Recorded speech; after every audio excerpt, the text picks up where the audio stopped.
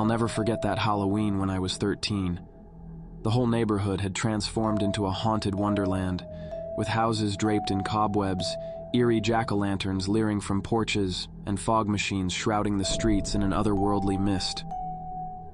My friends and I had ventured out for a night of trick-or-treating, determined to make the most of it. But, as always, we were late to the good houses, the ones where the candy bowls had already been emptied. Still, the thrill of Halloween was undeniable, and we enjoyed the spooky atmosphere. My parents had warned us not to stay out too late, but we weren't ready to call it a night just yet. So, we continued our quest, hoping to stumble upon a house that hadn't run out of treats. As we wandered through the dimly lit streets, our candy bags disappointingly light, a man dressed as a clown with fake blood approached us. His unsettling grin stretched from ear to ear, and he pointed out our meager candy haul. His bag was practically bursting at the seams, filled to the brim with sweets. He came closer, his breath smoky behind his sinister mask, and told us about a house down the street that had an abundance of candy. Without much thought, we accepted his offer to guide us. He led us deeper into the neighborhood, and with every step, the laughter and distant screams of children having fun faded away. The houses became more decrepit, and it was as if we had entered a different world. The clown seemed to know exactly where he was going. We finally reached a house that looked abandoned, with overgrown weeds and shattered windows. The clown went up to the porch, knocking on the door. He turned to us, his eerie smile never wavering, and whispered, "Any minute now, and everything you want will be yours." We stood there in eerie silence, an uncomfortable tension hanging in the air. Suddenly, two menacing figures emerged from behind a car, grabbing one of my friends. The clown shoved another friend to the ground, and my heart raced as I realized we were in serious trouble. In a panic, I sprinted as fast as my legs could carry me, desperately trying to escape the nightmare that was unfolding.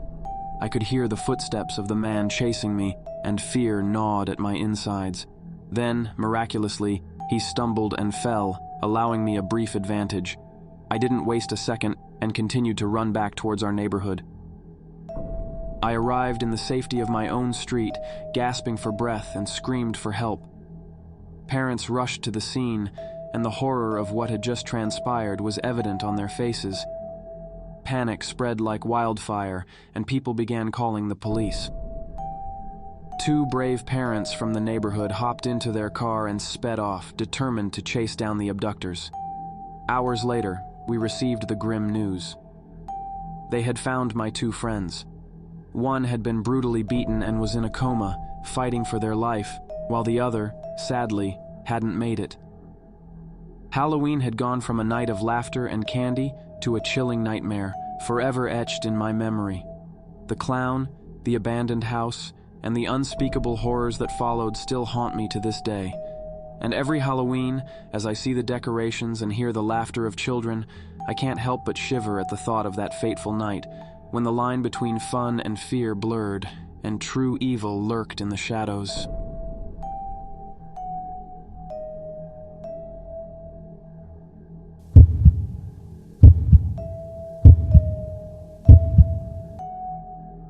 In the autumn of 2016, Halloween arrived with its signature blend of excitement and eeriness.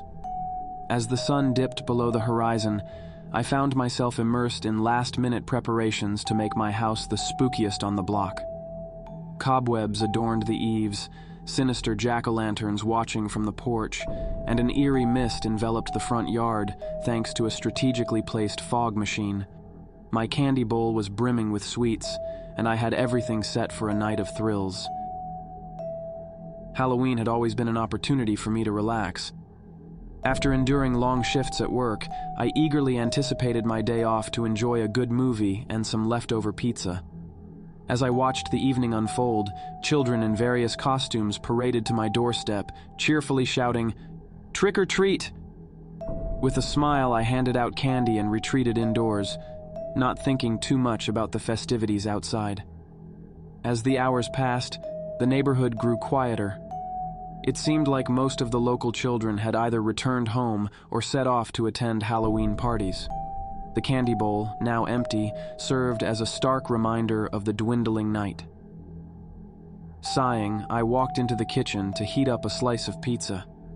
Just as I was about to press the start button on the microwave, an abrupt and forceful knock echoed through the house, sending a shiver down my spine. I cautiously approached the door, peering through the peephole. What I saw on the other side filled me with a sense of unease that words cannot fully capture. A man stood on my porch, dressed in a clown costume. Politely, I explained that all the candy was gone, fully expecting him to move along. But the clown remained rooted in place, a sinister smile painted on his mask. Minutes ticked by in eerie silence. I was about to walk away when he said, "So, you pick Trick." I then turned and began to walk away. That encounter was beyond bizarre, and an odd feeling settled in my gut. I shook off the unease, assuming it was just a weird encounter with a trick-or-treater. Turning to my phone, I dialed the police to report the clown. Just as I connected with the emergency dispatcher, a brick shattered through my living room window, spraying glass and debris across the floor. Panic surged through me, and without thinking, I grabbed the largest knife I could find and rushed outside to investigate. My car, parked just beyond my front yard, was the target of a sinister act of vandalism. Trick or Treat had been spray-painted across its surface, and all 4 tires had been ruthlessly slashed. My blood ran cold as I realized the extent of the chaos. Across the dimly lit street, I spotted the clown, who now brandished a menacing knife. He was heading straight toward me. My heart pounded, and I hastily retreated inside, slamming and locking the door behind me. I told my location and the frightening situation to the emergency dispatcher, praying that the police would arrive in time. Racing upstairs to the bathroom, I barricaded myself in and anxiously waited for help to come. Below, the sound of shattered glass, ripping furniture, and the smashing of my television being destroyed were gut-wrenching reminders of the sinister presence that had invaded my home. Then, a distant siren pierced the night, sirens approaching with urgency. Panic seemed to grip the clown, and he made a hasty escape, leaving behind a trail of chaos. The police arrived, finding my home in disarray, and the phrase "Trick or Treat" was scrawled menacingly on my walls. In the days following my encounter, reports of similar sightings of so-called killer clowns began circulating throughout different states. Halloween, once a night of harmless fun, had been tainted by something far more sinister. The memory of that night still sends shivers down my spine, a chilling reminder that reality can be more horrifying than any Halloween scare.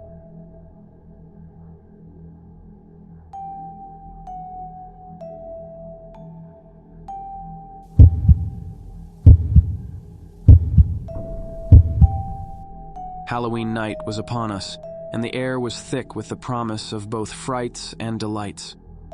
My friends and I, all of us thrill-seekers of the paranormal, decided that this year we would embark on an adventure that would take us to one of the most haunted places we could find: the ruins of an old school, a place with a dark and terrifying history. The school had been the site of a devastating fire caused by arson many years ago, a fire that claimed the lives of several students and destroyed a part of the building. The place had since been left abandoned, with eerie legends and rumors circulating about ghostly apparitions.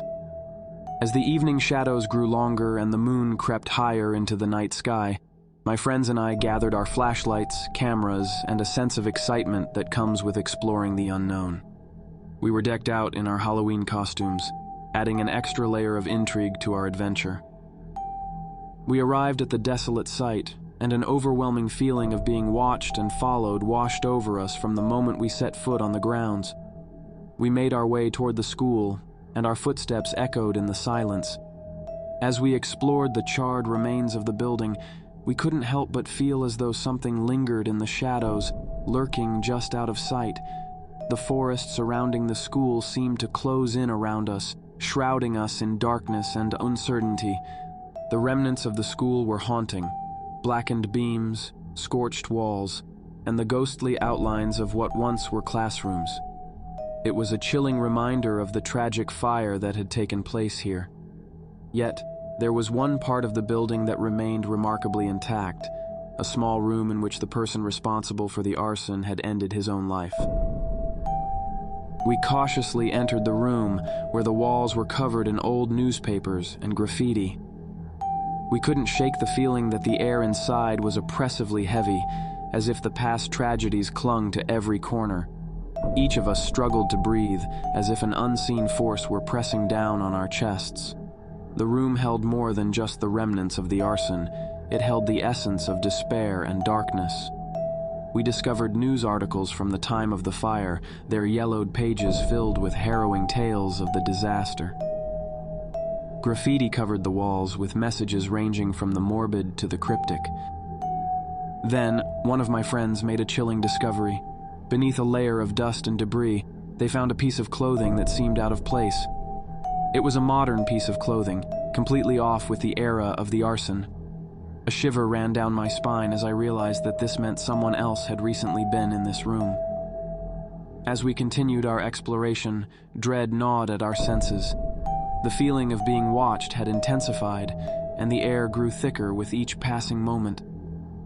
The atmosphere had shifted from curiosity to sheer terror, and we decided to exit the room and leave the school behind.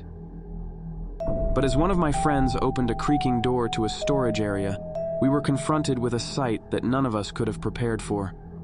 There, in the dim light of our flashlights, lay a body. It was fresh, and the gruesome sight was enough to make one of our friends scream in horror.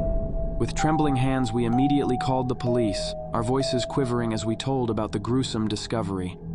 As we waited for the authorities to arrive, the reality of the situation sunk in. We had been in that room, with the lifeless body, just moments before making the grisly discovery. It was only a matter of timing that had prevented us from becoming victims ourselves. The police arrived, and we gave them all the information we could. The victim was identified as a local high school student, brutally murdered by an unknown assailant. The investigation that followed uncovered no clear motives or suspects, leaving the whole town on edge. In the aftermath of that harrowing Halloween night, my friends and I couldn't help but wonder if the sensation of being watched at the beginning of our adventure had been the work of the assailant, silently observing us from the shadows. The horror of that night continues to haunt us, and we can't help but wonder if our exploration of that sinister place had brought us far closer to danger than we could ever have imagined. Halloween, once a night of festive celebration, had taken a nightmarish turn that none of us would ever forget.